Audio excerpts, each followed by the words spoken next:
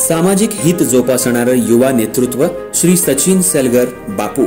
मित्रहो, असं म्हणतात की काही माणसं जन्मतःच मोठी असतात, तर काही माणसांवरती मोठेपणा लादला जातो। मात्र काहीच माणसं अशी असतात जी स्वतःच्या कर्तृत्वानं, कष्टानं, मेहनतीनं किंवा अपार परिश्रमानं मोठी होत असतात। पण काही माणसं अशी असतात, प्रतिकूल परिस्थितीत ही न डगमगता आपला स्वाभिमान, आपला स्वावलंबीपणा मोडेन पण वाकणार नाही अशी प्रवृत्ती एखाद्याला लहानपणापासूनच एखाद्या गोष्टीचं वेड असतं। बाळाचे पाय पाळण्यात दिसतात अशी म्हण आहे। अगदी तसाच माणूस, एक व्यक्तिमत्व आम्हाला बघायला मिळतं।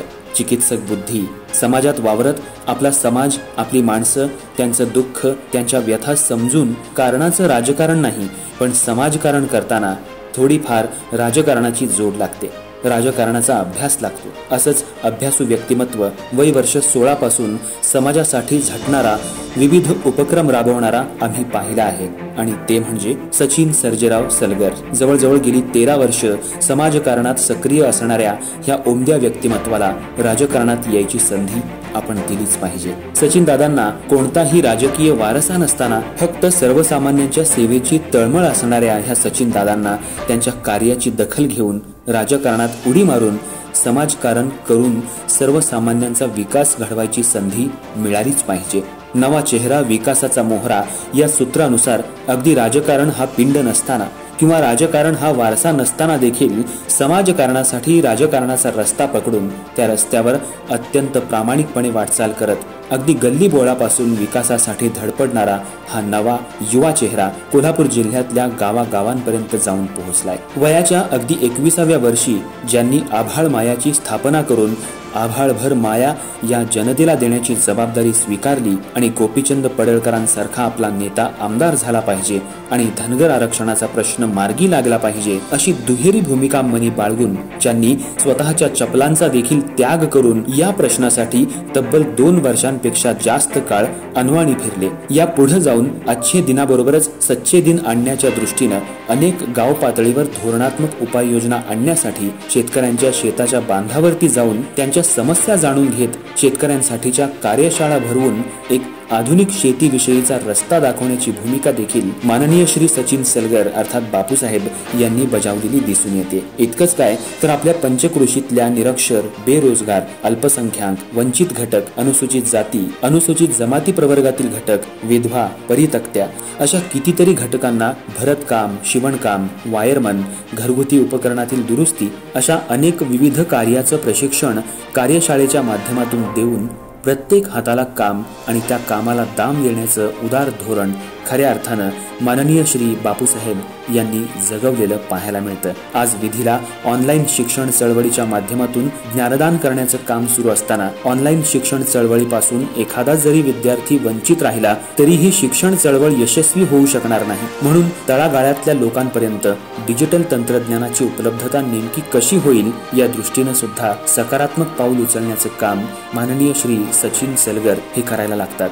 इतकंच काय, उपाशी माणसाला बौद्धिक स्वातंत्र्याचं महत्त्व तेव्हाच कळतं जेव्हा त्याचं पोट भरतं हे शाश्वत सत्य लक्षात घेऊन आज या कोरोनाच्या परिस्थितीमध्ये देखील देशभरामध्ये टाळेबंदी लागू केलेली असताना वैद्यकीय शाखेचा अभ्यास करत असणारे अनेक विद्यार्थी अडकून पडलेले असताना खऱ्या अर्थानं त्या विद्यार्थ्यांच्या जेवणाची व्यवस्था जर कुणी केली असेल तर ते होते माननीय बापूसाहेब। म्हणजे शाळकरी मुलापासून ते वृद्धापर्यंतचा विकास साधून सत्ता प्राप्ती हे सर्वोच्च साध्य न मानता समाजातल्या समस्यांची मुक्ती हेच अंतिम ध्येय मानून जनमनावरती आपला एक आगळा वेगळा ठसा माननीय श्री सचिन सेलगर उर्फ बापूसाहेब यांनी उमटवला आहे।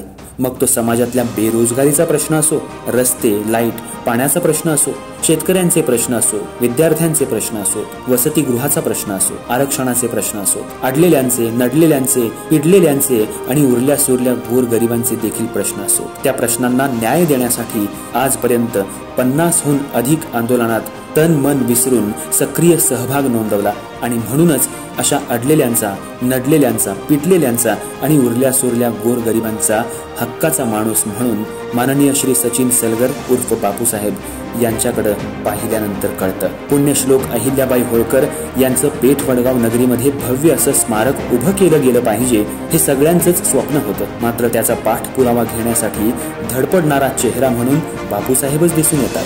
खरं तर माननीय श्री सचिन सेलगर यांचा वेगळेपणा पाहायचा झाला तर त्यांनी जनजागृतीसाठी केलेले विविध उपक्रम हे लक्षणीय ठरतात. कारण सामाजिक जनजागृतीसाठी स्त्री भ्रूण हत्या किंवा व्यसनमुक्ती कार्यशाळा असो, वृक्षारोपण, वृक्ष लागवड, रक्तदान शिबिर, दुर्ग भटकंती, दुर्ग स्वच्छता आणि संवर्धन अभियान असो किंवा वैद्यकीय शिबिर, अन्नदान, महापुरुषांच्या जयंती पुण्यतिथी निमित्तानं व्याख्यानांच्या कार्यक्रमांचं आयोजन असो अथवा माणुसकीची भिंत या उपक्रमात हजारो वह्या, पुस्तकं आणि कपडे देण्यासंबंधीचं काम असो अथवा सीमेवरच्या जवानांना राख्या भेट देण्याचं काम असो किंवा स्वतःच्याच भाषणातून जनजागृती करून समाजातल्या कर्तृत्ववान लोकांना हे ऋण त्यांचा सन्मान आणि सत्कार करताना देखील कुठेही कमी पडलेले नाहीत. किंबहुना महिलांच्यासाठी विविध उपक्रम आणि विविध स्पर्धा भरवून महिलांच्या देखील प्रगतीला चालना मिळण्यासाठी त्यांनी काम केले. हे सारं काम पाहता आदरणीय सचिन उर्फ बापूसाहेब जणू सूर्याशीच करार करतात. तू तिथं तळप, मी इथं तळपतो. तू ताऱ्यांना सांभाळ, मी पेठ वडगाव नगरीतल्या साऱ्यांनाच सांभाळण्याचं काम करतो, असंच कदाचित म्हणत असतील. धडाडी, जिद्द, चिकाटी आणि वक्तृत्वाचं कौशल्य या जोरावर त्यांनी मारलेली धडाडी लक्षवेधी आहे. खरं तर चांगल्याला चांगलं म्हणण्याची दानत आणि वाट्याला चांगलं करण्याची हिंमत सुद्धा माननीय श्री सचिन सेलगर उर्फ बापूसाहेब आपल्या जवळ बाळगतात. आणि म्हणूनच अगदी विद्यार्थी दशेत असतानाच गुणवंत विद्यार्थी पुरस्कार असो किंवा यापुढे जाऊन कोल्हापूर जिल्हा धनगर समाजोन्नती कोल्हापूर यांच्याकडून दिला जाणारा समाजोन्नती पुरस्कार असो अथवा राष्ट्रीय सेवा योजना यांच्याकडून दिला जाणारा अष्टपैलू समाजसेवक पुरस्कार असो किंवा मग भारतीय humanity academy research and training institute for youth यांच्या वतीनं दिला जाणारा national award for idol youth social work 2018चा पुरस्कार नवी दिल्ली इथं देऊन त्यांच्या कार्याचा गौरव करण्यात आलाय. आता यापुढच्या काळात देखील जर त्यांना आपण साऱ्यांनीच अशी साथ दिली तर यानंतरच्या काळात देखील जो आवाज उठेल तो फक्त बापूसाहेबांचा नसेल तर तो आवाज शेतकऱ्यांच्या